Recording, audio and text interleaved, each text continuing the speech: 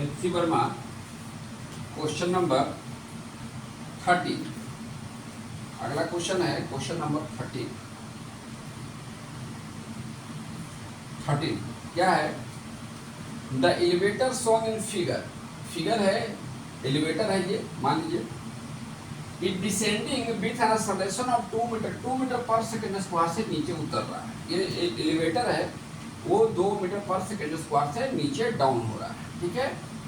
The mass of block A is 0.20, ए का मास दिया हुआ 0.5 kg, ठीक है। What force is exerted by the block ए के द्वारा कितना फोर्स लगाया जा रहा है ना, ऑन ब्लॉक बी पे ये कितना फोर्स लगाएगा, ये बताना है कि जब ये एलिवेटर नीचे आ रहा है तो ये कितना फोर्स बी पे लगाएगा, ठीक है। बहुत बढ़िया।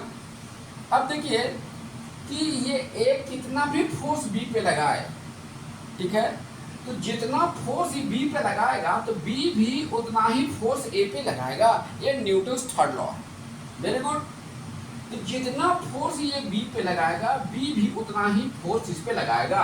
तो मान लिया कि ए जो है बी पे एफ फोर्स लगा रहा, ए जो है बी पे एफ फोर्स लगा रहा है, तो इसके इंटर्न जो है ये भी बी इस पे क्या फोर्स लगाएगा, ये जो बी है ये इस पे लगाएगा कितना फोर्स, एफ, ठीक है। जितना फोर्स इस पे ही लगाएगा इतना ही फोर्स ये बी भी ए पे लगाएगा। ये चीज न्यूटन्स थर्ड लॉ से ये पॉसिबल हुआ। ये एफ अगर मालूम हो जाएगा तो उतना ही फोर्स ए बी पे लगा रहा है, ठीक है।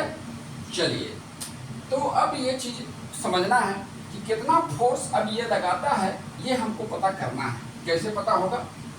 तो मान लिया कि ये वाला ब्लॉक भी एलिवेटर चूंकि 2 मीटर पर सेकेंड स्क्वायर से नीचे आ रहा है, तो ये जो ए है वो भी चूंकि इससे कनेक्टेड है तो ए भी 2 मीटर पर सेकेंड स्क्वायर से नीचे आएगा।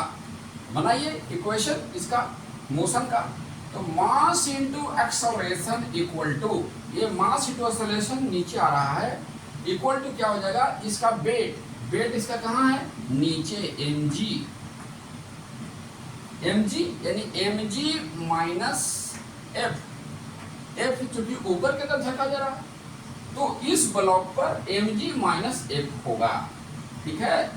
अब F इक्वल टू क्या होगा, यही फोर्स निकालना है, तो mg माइनस ma यानी m into g minus a। m कितना है, वैल्यू डाल दीजिए, आंसर है m है 0.5, ठीक है। g है आपका 10 और a कितना है 2, तो कितना हो जाएगा 0.5 इंटू 8 यानी फोर्स जो आपका आया वो आया 4 न्यूटन। यही फोर्स जो है ए ब्लॉक ए बी पे लगाएगा और बी भी ए पे लगाएगा। यही आपका रिक्वायर्ड आंसर हुआ, 4 न्यूटन का फोर्स लगाएगा। That's all.